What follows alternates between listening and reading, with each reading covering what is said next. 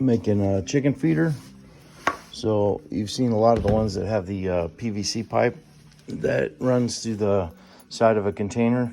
Doing a little bit of modification since all those fittings cost a lot of money, and I had some stuff laying around. So I took a piece of 4-inch, about 30 inches long, and I ripped it in half. And then I cut these little blocks, just set the PVC pipe down on the end of it like that, and then traced around it, and then cut that out with the jigsaw so that the pipe would fit. And then I drilled a couple little holes through the PVC pipe, attached that with a couple screws to hold it, put one in the middle just for extra support.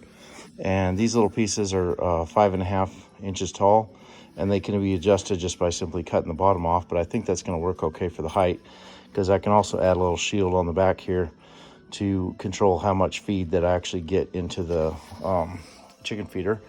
So this is a Rubbermaid tub that I got from Walmart, 50 gallon, so that ought to hold a decent amount of food. And I laid out where this fits kind of on the inside there. So if you can see kind of how that sets there, this is going to sit on the inside like this. So I measured up 5.25 inches off of the bottom, because I don't want it to come clear to the top, and this sits a little bit higher actually inside here, because I want to be able to put some screws through here if I need to fasten it, or secure it with some silicone or something. And then found the middle. That's where the middle part sets. And then off of this line, I measured down about 2 inches for my center line. And then I'm taking a drill, a hole saw, and drilling some holes through here. Once you get it started through, you can switch the drill into reverse.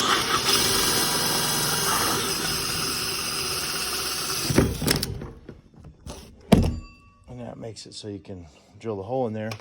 And that should be the right size to fit a piece of 2-inch PVC pipe through here, in case I need more of a lip to keep the food from getting slung out of there. I could stick just a little straight piece of 2-inch, just a little plug in there. And then I've got 12 chickens, so I'm drilling 12 holes, but I don't know that the chickens can get to every single hole on there. But at least there's enough holes they can access all the feed the entire length of the chicken coop there, and then of the feeder. And then I can also set some little blocks in front of here for smaller chicks to be able to get up there and feed. So here's our PVC pipe cut in half, and I'm getting ready to put these little wooden pieces in. See that? So they fit. And then that drops right inside, just like that. Put a couple screws through the front, into the wood to hold that. This is what we end up with.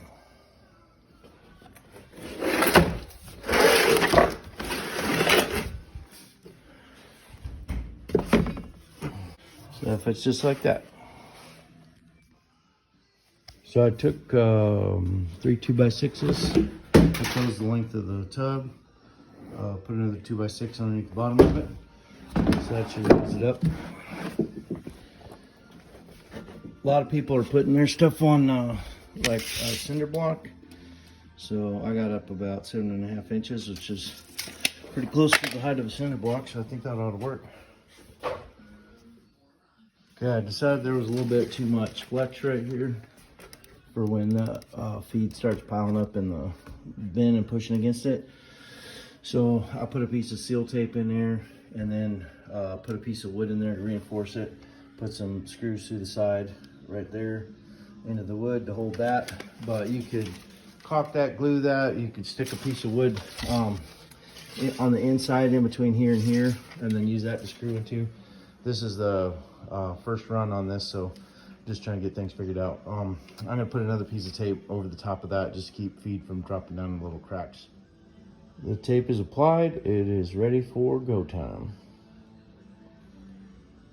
On the platform.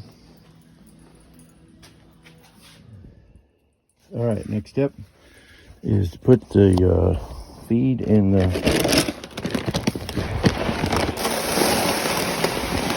So that's already 2.5 bags of feed, and it's not even filled up.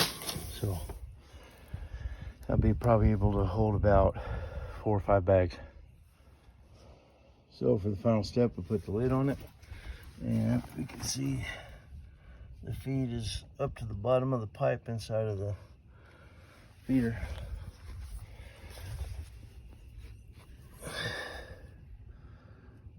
Looks like that'll work. The only other thing I might add, which is one of the reasons I left this little lip on the front here, is I might put just a little drip pan along the edge of that, so that if they start pulling feed out of there, it'll fall into that little pan there.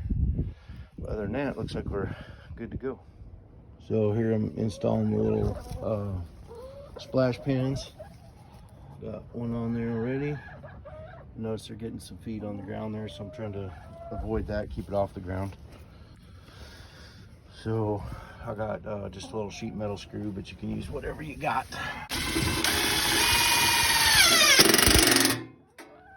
And we are done. Got a little splash pan there. Excellent, we'll see how it works.